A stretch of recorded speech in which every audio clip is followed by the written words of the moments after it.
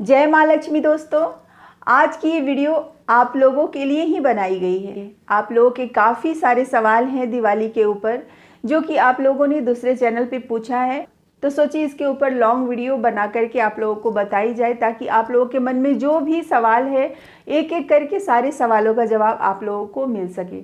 तो इसलिए वीडियो को आप लोग पूरा ज़रूर देखिएगा, तभी आप लोगों के सवालों का जवाब मिल पाएगा। अगर आप वीडियो स्किप करके देखेंगे तो हो सकता है कुछ बातें हैं जो आपकी समझ में ना आए।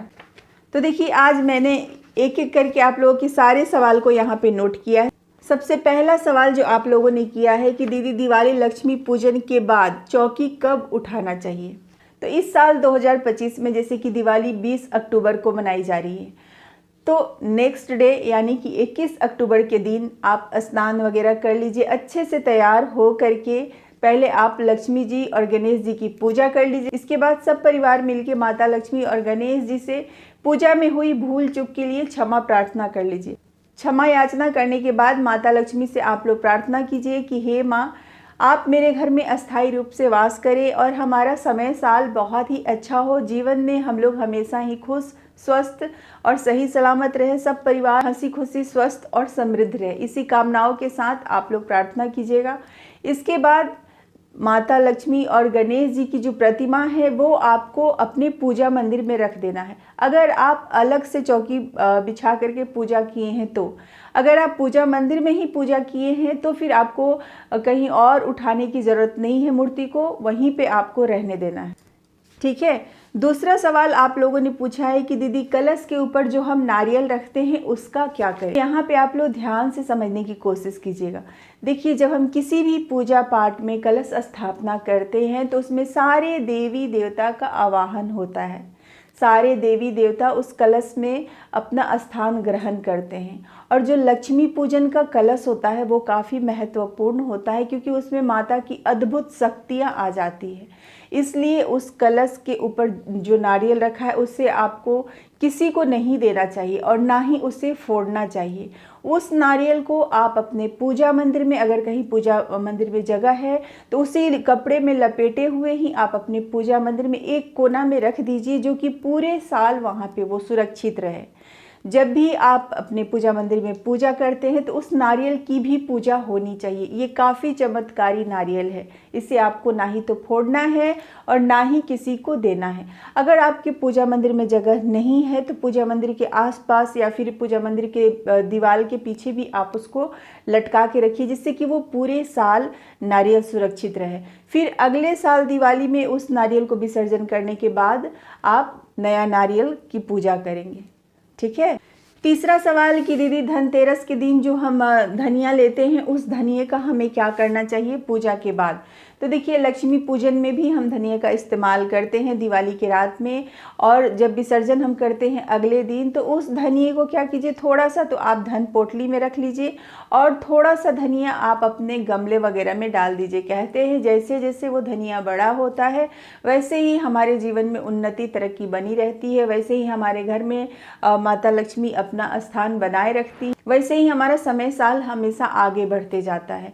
तो थोड़ा सा धनिया आप गमले में जरूर डालिएगा, बाकी बचे सारे धनिये को आप धन पोटली में संभाल करके रख दीजिएगा। चौथा सवाल कि दीदी पूजा में जो इस्तेमाल करते हैं कमलगट्टे का बीज, कौड़ी, गोमती चक्र, हल्दी, इन सब चीज़ों का हम क्या करें। तो देखिए, पूजा के बाद इन सब चीज़ों को आप धन पोटली में बांध करके अपने तिजोरी में रखिए और नियमित रूप से डेली आपको वहाँ पे पूजा करना है। धन पोटली का भी पूजा करना है, और मैंने आपको पिछली वीडियो में बताया था कि जब भी आप दिवाली की साफ़ सफाई करें तो तिजोरी की भी आपको साफ़ सफाई करनी चाहिए, और तिजोरी में माता लक्ष्मी के स्थान के लिए स्वास्तिक चिन्ह बना करके वहाँ पे माता लक्ष्मी को आमंत्रित करना है।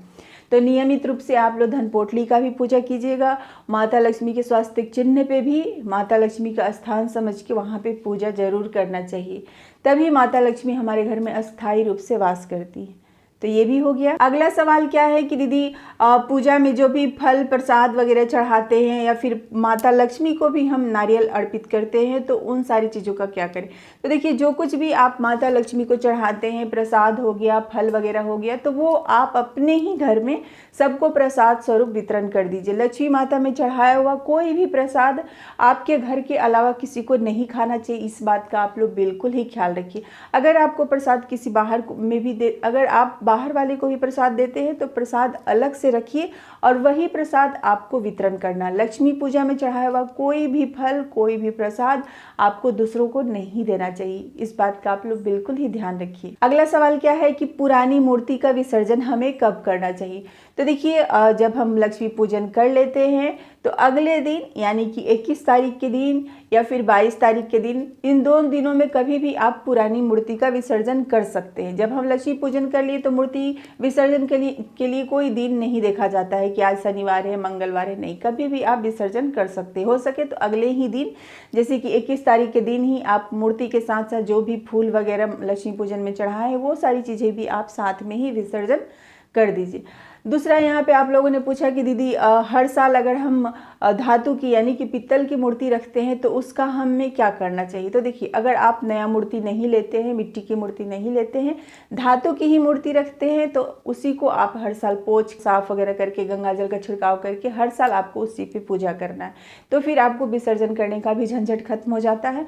और हर साल अगर हम एक ही मूर्ति पे पूजा करते हैं, ये तो और भी अति उत्तम है कि जो भी हम माता की पूजा करते हैं वो सालों साल हमेशा हमारे घर में ही रहते हैं, उसे विसर्जन करने की भी जरूरत नहीं होता। ये तो अति उत्तम है। अगला सवाल कि लक्ष्मी पूजन में चढ़ाए हुए पैसे का हमें क्या करना चाहिए। तो देखिए, ऐसे तो शास्त्रों के अनुसार ऐसा बताया गया है कि दक्षिणा कभी भी आपको नहीं रखना चाहिए। अगर आप दक्षिणा रखना चाहते हैं तो आप जो लक्ष्मी माता को चढ़ाते हैं वो खुद रख लीजिए और उतना ही अपने सामर्थ्य अनुसार जितना आप दक्षिणा देना चाहते हैं वो पंडित जी को दे सकते हैं। तो आप चाहे तो वो दक्षिणा मुझे भी दे सकते हैं। मैंने डिस्क्रिप्शन पे अपना अकाउंट नंबर सब कुछ डिटेल डाल रखा है, आप चाहे तो मुझे भी दे सकते हैं। और आप लोग यकीन मानिए, आपके दक्षिणा से या फिर आपने जो भी राशि मेरे अकाउंट में डालते हैं उन राशियों से हम बहुत ही जल्द एक बहुत बड़ा काम करने वाले हैं, जिसमें कि आप लोगों का भी योगदान काफ़ी ज़रूरी है। कोई भी काम इंसान अकेले नहीं कर सकता है। जो भी समाज सेवा करता है वो अकेले नहीं करता है, समाज से मिलकर के ही हर कोई समाज सेवा करता है। और मैं भी चाहती हूँ कि आप लोग भी मेरे साथ जुड़े और हम सब मिलकर के समाज के लिए कुछ ना कुछ ज़रूर करें।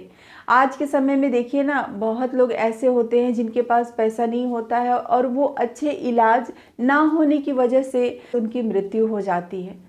तो हम यही चाहते हैं महादेव के आशीर्वाद कृपा से कि हम सब मिलकर के एक बहुत बड़ा हॉस्पिटल बनाएं जिसमें कि फ्री सेवाएं हो सके। और ये सब अकेले तो संभव नहीं है, आप लोगों का भी साथ चाहिए। इसलिए जितना योगदान आप लोग कर सकते हैं उतना ज़रूर से ज़रूर कीजिए। आज के लिए बस इतना ही। उम्मीद करती हूँ इस वीडियो से आप लोगों को काफ़ी लाभ मिले। वीडियो कैसी लगी कमेंट करके ज़रूर बताइए।